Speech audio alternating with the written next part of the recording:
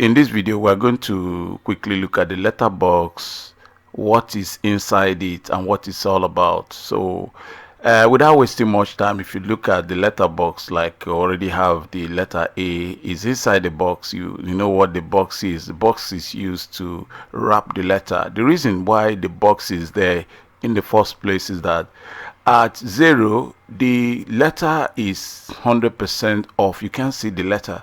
So if you don't have the box, you will not be able to arrange the letters to fit into whatever you want to write. So that is the main reason why the letter box is there.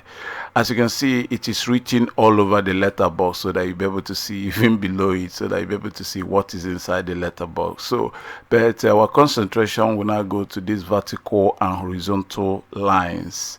So what are they used for? You can use this line as a guide. This one will help you to align it horizontally, while this will help you to align it vertically. So let me quickly drag into the scene another letter, maybe B. So we have B here. We can use this to align it properly. Besides using this these lines, there is a tool meant for that, which is the alignment tool in iClone. It is there, so all you need to do is just click align to, and you can align it. But let me just manually align it using this line, so I can quickly move it out like this. So you can see that yes, it is now aligned somehow this side, but somehow we are still struggling with the top side is not aligned. I think the best way to see the top side is to go to the viewport here, which so many people who use iClone don't even know that iClone has viewport now. We go to the top, so you can see that we are now at the top of this scene. So it's 100% isometric. So we have to just use the move tool to move this guy. So I'm trying to align it using this. So alignment here using this line can help you in a lot of ways. It can reduce the stress that you're going to have if you don't know how to use this tool, this one. So it can just, or sometimes if you're kind of person who like working differently, so you can just use it to align it. Assuming that somehow you brought in one of the letters in and one of them goes too much at this side, so you can see that we have to now use this to guide you. So you keep moving it until you're able to put it within the region you want. You know, in this case you are eyeballing it. It cannot be perfect, but it will guide you somehow. So maybe I want another letter to sit on top of A, maybe letter D. I drag it to this place, so I want it to sit on top of A, so I can bring it here. So I bring it to this side, so I can quickly switch to the top, and I'll keep tweaking it. So I can, if I bring it here, I can now move up again, so I can switch. Okay, just by using the lines, it will give you like something close to perfection. It cannot be 100% perfect, but something close to it. When we release awesome letters, we didn't have a guide like that, and I think a lot of people struggled when they want to align their text, but somehow that's why we came up with this, so that it will be very easy, because we want everything to be very easy. So you can see I've aligned it, so I can go and do a playback to see how it looks. So I can just move the time scrubber up here, you can see. So, and I can move anywhere. So what this thing does is you just use it to align to any angle you want, depending on what you are doing. But this one is used basically to align the letters manually. So that is it. So let's quickly delete others and just focus on one letter alone. So we're back to just focusing on A. So as you can see, the letterbox is only there to wrap the text. As you move the time scrubber out of 0, you see the letter revealing itself. So that is it. The letterbox is just like the design, that's the same thing where what you use in packaging a product, and it has to look very nice, and it has to guide the user very well to But beside that, the letterbox can equally be of some other use. For instance, as it is here now, if I go to if I select maybe something like this F, I can bring it in here. I can move F out of the way so I can put it here. So one thing you have to notice that the letterbox will equally tell you the distance between the letters. So, and immediately you can see that the F and A have problem when it comes to distancing, as opposed to, for instance, hedge. Let's put hedge here too in this side. Let's just use the letterbox too. So because the edge is touching and the edge is touching, it's supposed to have equal distance in terms of interletter spacing. Let's reveal it and see how the thing looks. You can find that between hedge and A, the spacing is fine, but between F and A, the spacing is not fine. Click on this, you can move it to this side. So until this this thing touches here, so you can just move it to this side. We are eyeballing it, we are not perfect, so let's still delete this one and still continue with just the letter A. We have not seen what these lines are used for. What about what is inside the letter box? Let's now go to the scene. When we open the scene, you can find that you have it box A. That is the way it is titled. If it is B, it's going to be box B, and this box A is the box itself. It's only when you click this disclosure triangle that you are going to see the main container, the content of this container. So when you click the disclosure triangle, you can now see it, which is a mesh, the mesh which is the letter A. This is it.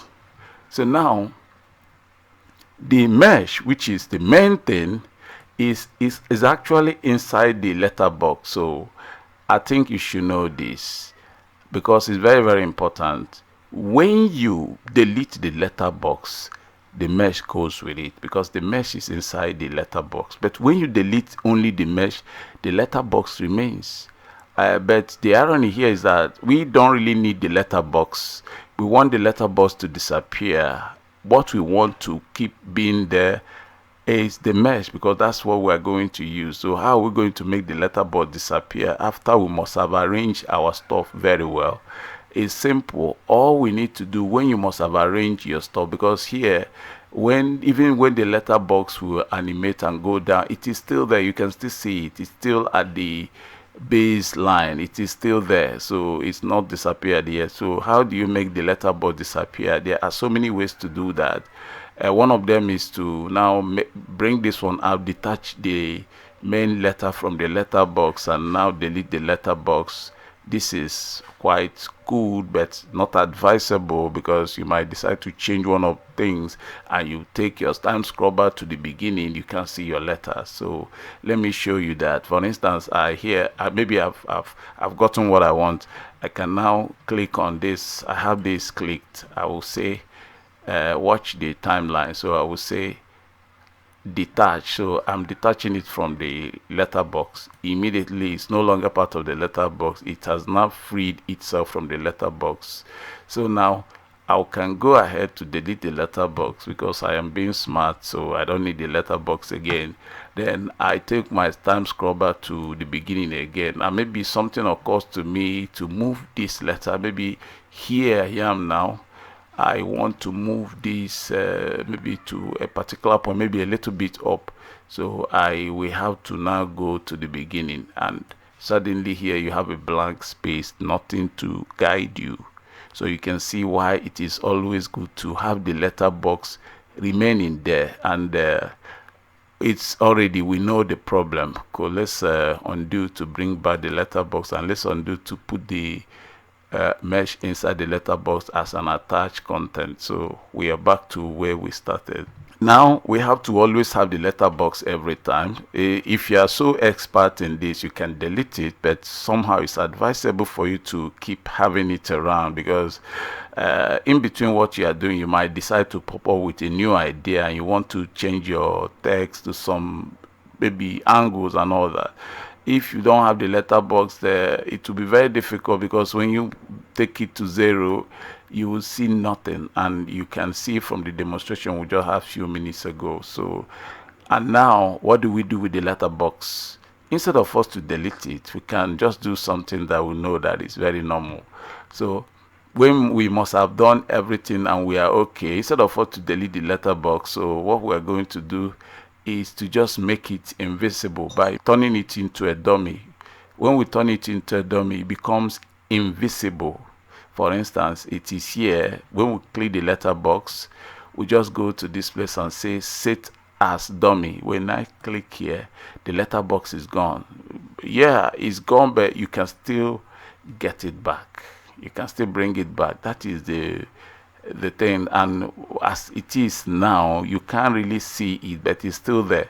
So when we have any issue, maybe we want to move it and we need the letterbox or something to guide us, we can simply go back there and say set as dummy. We uncheck it, the letterbox is back. And I think this is the safer way to handle this kind of thing than to just delete it. But if you're so brave and you already know what you're doing and you can't really cry when things are not going well, then you can go ahead to delete the letterbox after you must have detached the mesh from it.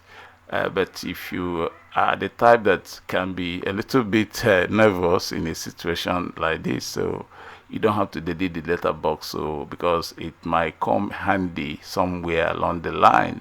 So the same way you do with this, for instance, I have a, let me write anything, let me move this to this side. So I go back to content, let me pick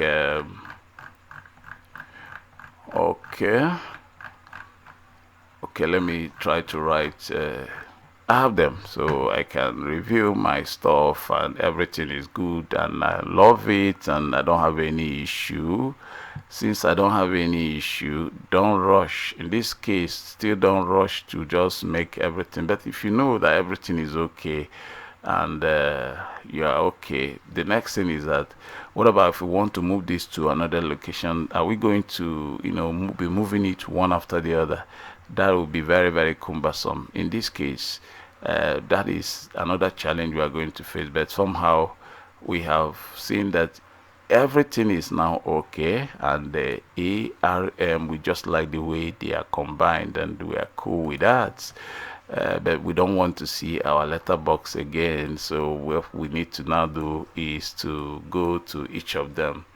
Mind you, while clicking to remove or make the letterbox a dummy, be very careful, don't double click, just click. Go here to select, click, set as dummy. You can see that the letterbox is gone. Click set as dummy, the same thing here, set as dummy. So you see that they have disappeared. Let me undo this step and try another thing now. So you can see now I now say, okay, instead of me to just click, I double click. If I double click, I am now into the text itself. So it might look that I'm still clicking on the letterbox, but I've clicked on the letter A, but I don't know. How do we know that it's the letter A? If I open the scene now, I check, you can find that it's no longer the letterbox, it is now the A mesh that I've clicked. If I am so careless at this point, I can go and say set as dummy. If I click there, the letter is gone and you will start panicking and think anything is wrong. Nothing is wrong. You simply have to undo it, and maybe you come here and check your selection, which is probably the best way to do it. Is that instead of you to be clicking it here and setting it as dummy, use the scene. So you come to the scene, you make sure you are clicking on the box, you say set as dummy, box, set as dummy, the something here. So we are cool now, so everything is fine. And anytime you want to really bring the letterbox back, you simply uncheck what you have checked and everything is cool. And how do we now animate them to now make them look awesome as we want it to be? And that is exactly what we're going to talk about in our next video.